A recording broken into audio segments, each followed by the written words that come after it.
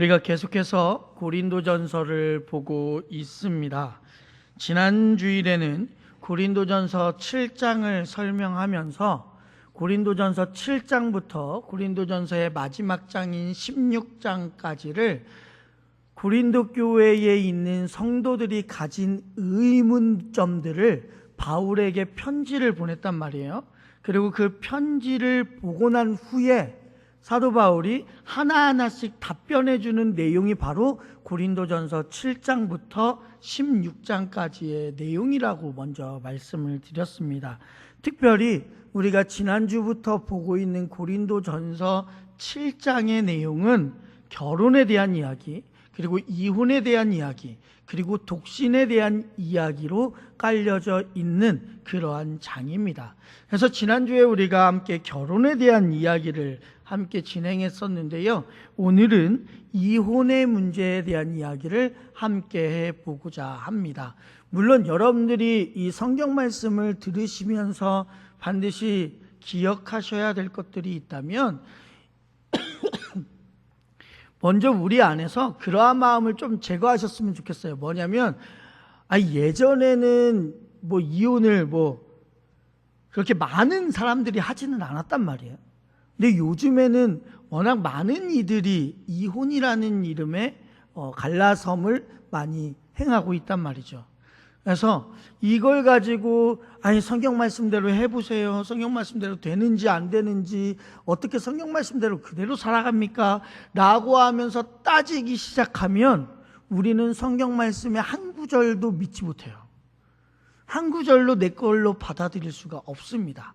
그러니 오늘 이 시간 결혼에 대한 이야기, 이혼에 대한 이야기, 이제 다음 주에는 독신에 대한 이야기, 이런 이야기들을 할 텐데, 성경은 과연 이 문제에 대해서 어떻게 이야기하는지를 들으시라고요. 그게 바로 하나님께서 우리에게 성경을 주신 가장 큰 이유라는 거예요. 그러니 오늘도 이혼의 문제를 다루는 데 있어서 여러분들이 잘 들어주시고, 하나님께서는 이혼의 문제를 우리에게 어떻게 이야기하시는지를 살펴보시면 더욱 좋을 것 같습니다. 그래서 지난 주일에 바울이 결혼을 했다고 했어요? 안 했다고 했어요? 네, 했다고 했어요. 결혼을 했지만, 바울은 결혼은 경험은 했지만 그럼에도 불구하고 말 그대로 이혼한 독신인 상태다라고 말씀을 드렸습니다. 그럼 바울이 고린도 교회 성도 중에 결혼하지 아니한 자들과 그리고 과부들에게 다음과 같이 조언을 합니다. 오늘 본문 8절 함께 읽겠습니다. 내가 결혼하지 아니한 자들과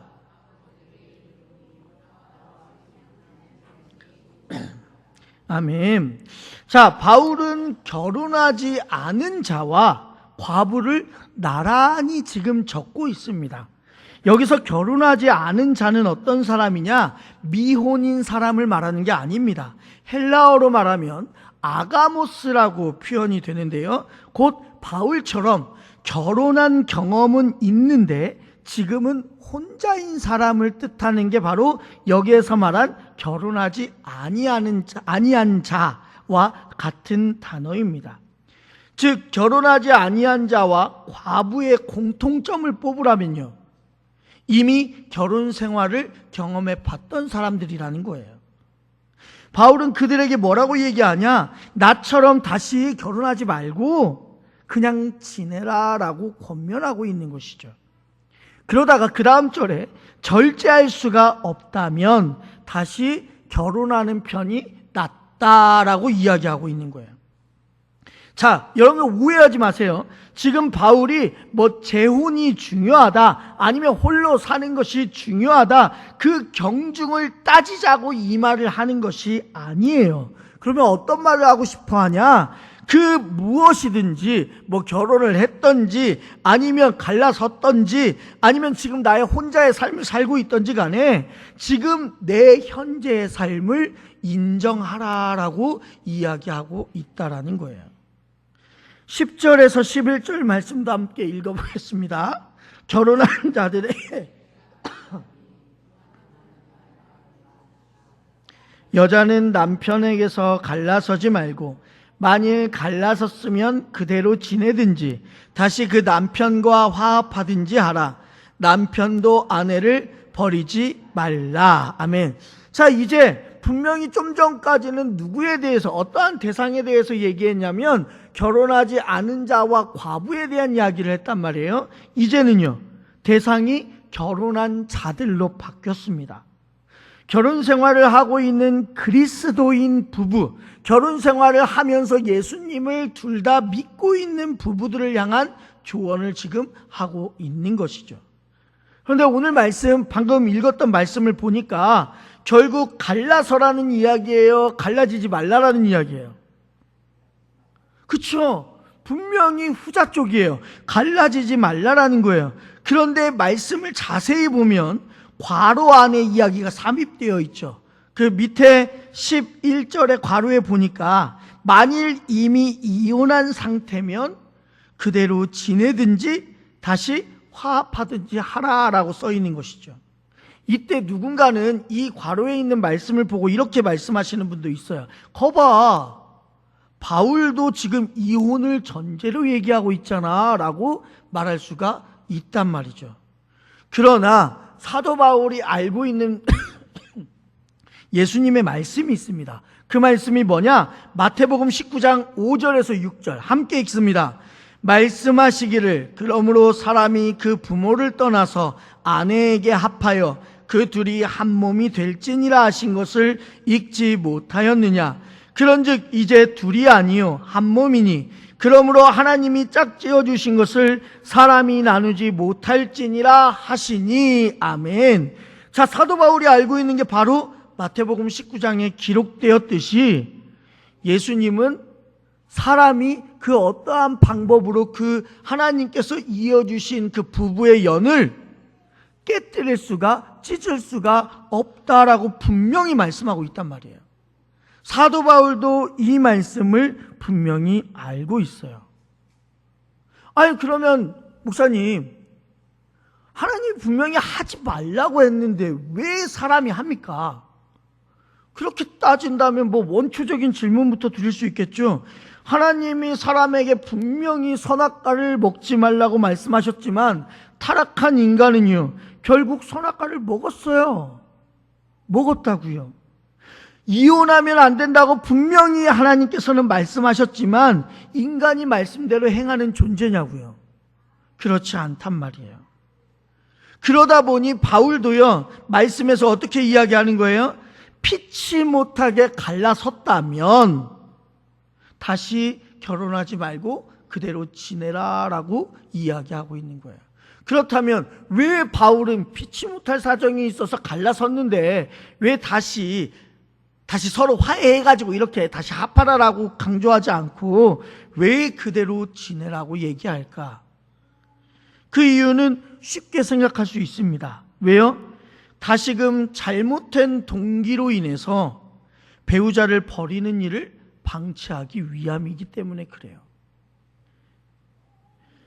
당시 이 성경시대 당시 부부관계나 가족의 개념은요, 오늘날처럼 뭐 연대감이 조금 깊거나 관계가 조금 끈끈하다, 이러한 개념이 이때 당시에는 없었습니다. 그래서 몇몇 역사학자들은 뭐라고 말하냐? 로마 제국의 붕괴가 사실은 가정의 붕괴에서부터 비롯되었을 것이다 라고 말하는 역사학자들도 있단 말이에요. 그만큼 이때 성경시대 당시는 우리는 지금 가족이라고 하면 막 끈끈하게 이제 서로의 정을 담아서 막 끈끈하잖아요. 근데 이때 성경시대 당시에는요, 가족의 개념이 끈끈하지 않았어요. 그래서요, 죄로 인해서 잘못한 가족 구성원이 있다, 쉽게 내칠 수 있었어요. 쉽게. 그리고 성경시대 당시에 가장 잔인했던 것들이 뭐가 있었냐면 인신제사를 드렸단 말이에요. 우리 같으면 이런 생각하잖아요. 아니, 어떻게 사람이라는 존재가 자기의 자녀들을 우상에게 죽여서 바칠 수가 있냐라고 말할 수 있겠지만 이때 당시에는 가족 간의 연대감이나 끈끈한 정이요, 없었다니까요. 그러니까 그러한 것들이 가능했다고요. 자, 그러면 한번 생각해 보죠. 많은 사람들이 왜 이혼을 할까? 물론 여러분들도 알고 있다시피 우리나라는 국가적인 이혼율이 1, 2위를 다투고 있습니다. 이게 다 통계마다 어디에서 내는지에 따라 조금씩 달라가지고요. 최신의 통계를 봐도 어떤 때는 1위고 어떤 때는 2위고 막 이래서 정확히 할 수는 없지만 확실하게 최상위권에 위치해 있는 건 사실입니다. 그래서 이혼하는 이유들을 찾아보면 많은 이들이 이렇게 말하죠. 성격 차이, 경제적인 이유, 남편이나 또는 아내에 대한 학대, 이러한 이야기를 합니다. 그런데 최근에는요, 권태기를 이야기를 합니다.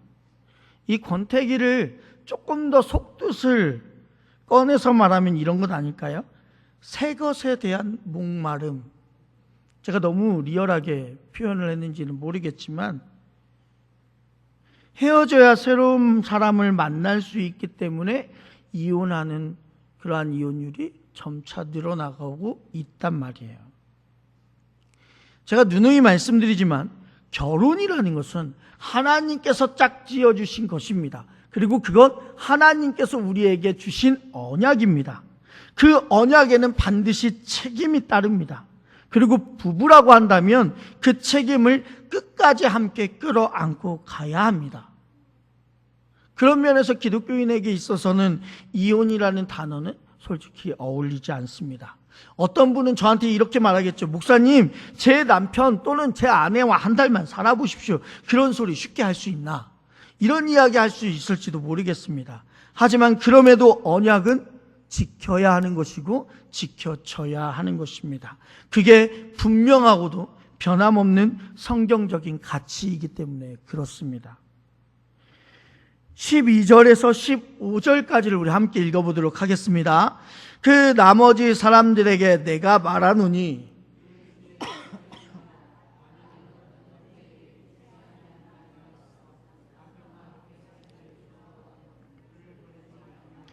어떤 여자에게 믿지 않은 남편이 있어 아내와 함께 살기를 좋아하거든 그 남편을 버리지 말라. 믿지 아니하는 남편이 아내로 말미암아 거룩하게 되고 믿지 아니하는 아내가 남편으로 말미암아 거룩하게 되나니 그렇지 아니하면 너희 자녀도 깨끗하지 못하니라. 그러나 이제 거룩하니라. 혹 믿지 아니하는 자가 갈리거든 갈리게 하라. 형제나 자매나 이런 일에 구애될 것이 없느니라. 그러나 하나님은 화평 중에서 너희를 부르셨느니라. 아멘. 자, 앞서 이야기했던 대상들이 있었다고 말씀드렸어요. 첫 번째 대상들은 결혼하지 아니한 사람들과 과부들에 대해서 첫 번째 이야기를 했고, 두 번째 이야기에서는 하나님을 믿는 그리스도인들 부부에 대해서 이야기했단 말이에요.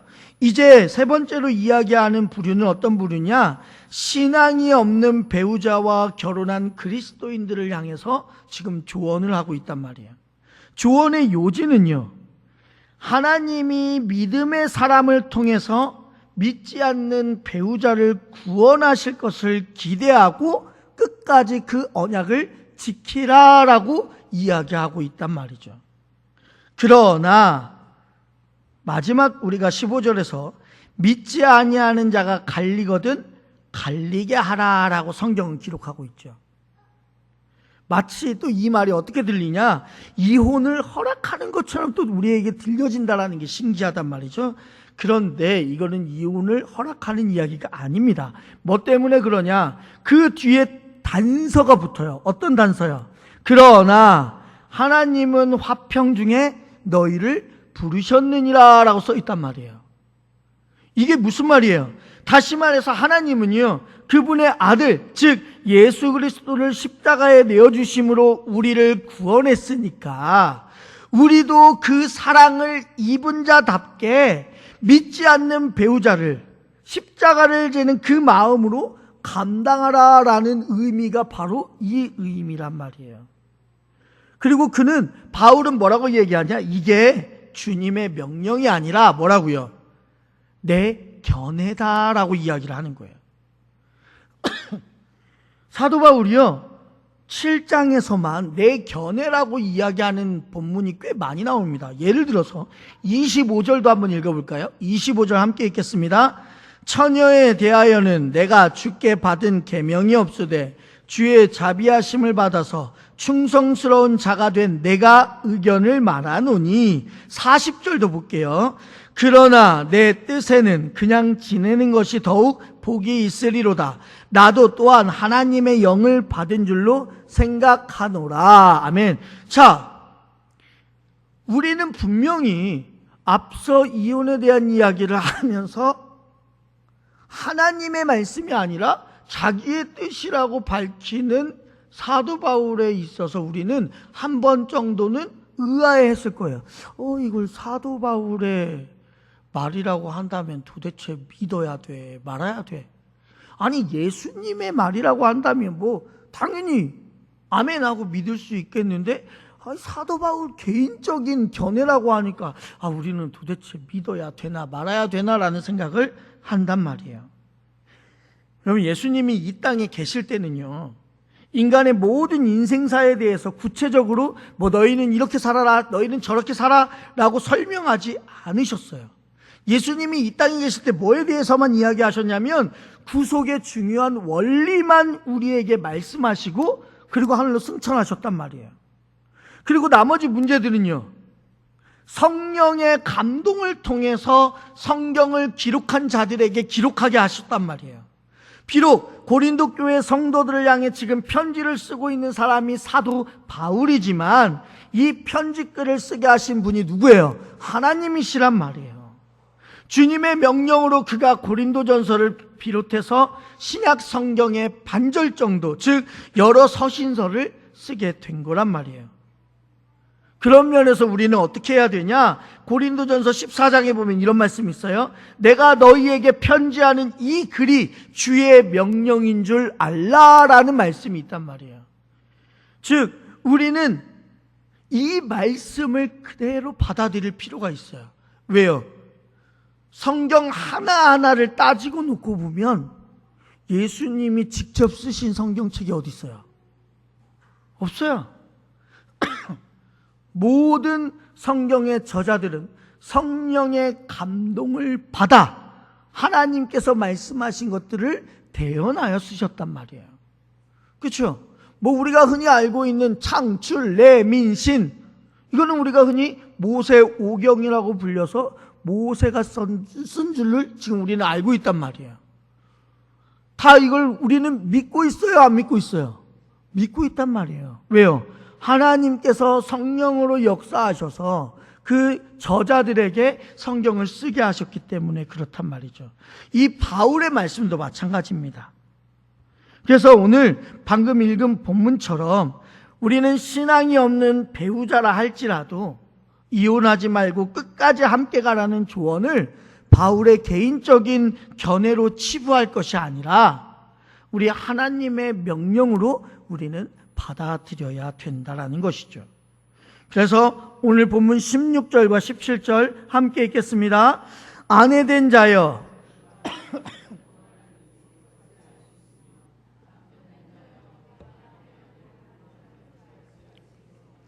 오직 주께서 각 사람에게 나눠주신 대로 하나님이 각 사람을 부르신 그대로 행하라. 내가 모든 교회에서 이와 같이 명하노라. 아멘. 자, 이혼에 대한 이야기도 마지막으로 바울이 뭐라고 결론하고 있냐? 17절에 보니까 오직 주께서 각 사람에게 나눠주신 대로, 그리고 하나님이 각 사람을 부르신 그대로 행하라. 즉 자기 자신이 처해 있는 그대로 행하라 라고 이야기하고 있단 말이에요. 우리는요, 어떠한 상황을 어떻게든 피하거나 바꿔보려고 애쓸 때가 많아요. 모든 필요를 우리의 중심으로 생각하기 때문에 우리가 뭔가 바꿔서 해야 될 것 같은 느낌이 든단 말이에요. 그러나 성경에서 말하는 결혼도, 성경에서 말하는 이혼이나 재혼도, 성경에서 말하는 독신으로 사는 것도 모두 하나님께서 주시는 은혜가 있을 때에야 비로소 가능한 거예요. 그러니 사랑하는 우리 광림교회 성도님들, 하나님이 주신 은혜로 각자 부르신 삶의 현장에서 주님께 영광을 돌리며 사는 인생을 살라는 이 바울의 권면을 여러분들이 먼저 생각하셨으면 좋겠고, 뭐 누구는 이혼했네, 누구는 재혼했네, 누구는 결혼했네, 누구는 혼자 사네, 이런 거 관여하실 필요가 없어요. 하나님께서 맡겨주신 일이니 그 권면을 기억하시면서 각자의 삶에서 최선을 다해 하나님을 믿고 나아가시는 여러분들이 되시기를 주님의 이름으로 축원합니다.